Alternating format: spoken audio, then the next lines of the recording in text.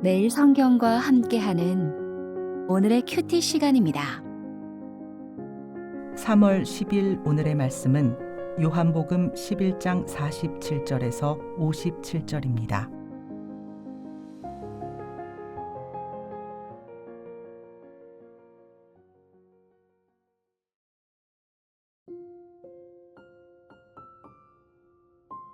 이에 대제사장들과 바리새인들이 공회를 모으고 이르되 이 사람이 많은 표적을 행하니 우리가 어떻게 하겠느냐. 만일 그를 이대로 두면 모든 사람이 그를 믿을 것이요 그리고 로마인들이 와서 우리 땅과 민족을 빼앗아 가리라 하니 그 중에 한 사람 그 해의 대제사장인 가야바가 그들에게 말하되 너희가 아무것도 알지 못하는도다. 한 사람이 백성을 위하여 죽어서 온 민족이 망하지 않게 되는 것이 너희에게 유익한 줄을 생각하지 아니하는도다 하였으니 이 말은 스스로 함이 아니요 그 해의 대제사장이므로 예수께서 그 민족을 위하시고 또 그 민족만 위할 뿐 아니라 흩어진 하나님의 자녀를 모아 하나가 되게 하기 위하여 죽으실 것을 미리 말함이러라. 이날부터는 그들이 예수를 죽이려고 모의하니라. 그러므로 예수께서 다시 유대인 가운데 드러나게 다니지 아니하시고 거기를 떠나 빈들 가까운 곳인 에브라임이라는 동네에 가서 제자들과 함께 거기 머무르시니라. 유대인의 유월절이 가까움에 많은 사람이 자기를 성결하게 하기 위하여 유월절 전에 시골에서 예루살렘으로 올라갔더니 그들이 예수를 찾으며 성전에 서서 서로 말하되 너희 생각에는 어떠하냐?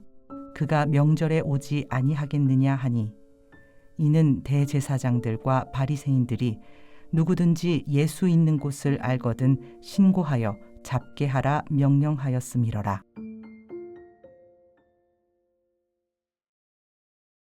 반갑습니다. 매일성경 독자 여러분, 성소유년 대전지부 이웅용 간사입니다.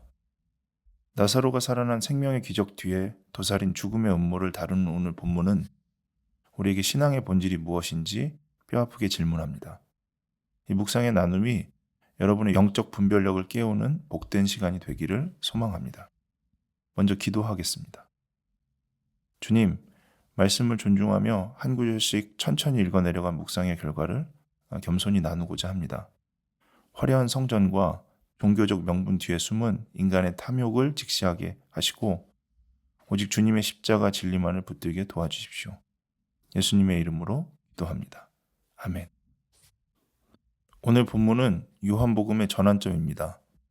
죽었던 나사로가 살아났다는 소식은 종교 지도자들에게 기쁨이 아닌 체제 붕괴의 위협으로 다가왔습니다. 사두개인과 바리새인은 평소 원수지간이었지만 기득권 유지라는 공통의 목표 아래 사내들인 공회로 모여 예수님을 죽이기로 결의합니다. 생명의 역사가 일어난 현장에서 도리어 죽음의 모의가 진행되는 비극적인 장면입니다. 먼저 기득권을 위해 결탁한 사내들인을 생각해 보겠습니다. 당시 성전 제사권을 쥔 사두개인과 율법의 수호자인 바리새인들이 공회로 모였습니다. 그들의 고민은 진리가 무엇이냐가 아니었습니다. 이 사람이 많은 표적을 행하니 우리가 어떻게 하겠느냐. 즉, 예수를 그대로 두면 민중이 그를 왕으로 추대할 것이고 로마 군대가 내려와 자신들의 성전과 권력을 빼앗을까봐 두려워한 것입니다. 하나님을 섬긴다는 자들이 정작 하나님보다 로마의 눈치와 자신들의 밥그릇을 더 걱정하고 있었습니다. 두 번째로 가야바의 독설과 하나님의 섭리를 생각해 보면 좋겠습니다. 대제사장 가야바는 차갑고 계산적인 논리를 세웁니다. 한 사람이 죽어서 온 민족이 망하지 않는 것이 유익하다. 그는 예수를 정치적 희생양으로 삼아 체제를 유지하려고 했습니다. 그런데 놀랍게도 사도 요한은 이 말 이면에 하나님의 뜻이 있었다고 기록합니다. 가야바는 정치적 마녀사냥을 의도했지만 하나님은 그 악한 입술을 이용하셔서 인류를 구원할 대속의 어린 양에 관한 진리를 선포하게 하신 것입니다. 세 번째로 하나님의 때를 기다리는 침묵을 생각해 보기를 원합니다. 공의의 사형 선고를 아신 예수님은 광야 가까운 에브라임으로 물러나십니다. 이는 두려워서 피하신 도망이 아닙니다. 요한복음이 강조하는 하나님의 때, 하나님의 시간, 즉 6월절 어린 양으로 만인 앞에서 죽으셔야 할 그때를 주권적으로 하나님께서 인도하신 것입니다. 세상은 예수님을 수배하고 체포하려 혈안이 되어 있었지만 예수님은 가장 영광스러운 죽음을 향해 묵묵히 예루살렘으로 올라갈 준비를 하고 계셨습니다. 오늘 본문은 역사 속에 수많은 마녀 사냥을 떠올리게 합니다. 집단 내부의 불안을 해소하고 조직을 결속시키기 위해 무고한 한 사람을 공공의 적으로 만든 메커니즘입니다. 가야바는 민족을 위해 라는 거룩한 명분을 씌워 예수님을 죽이려고 했습니다.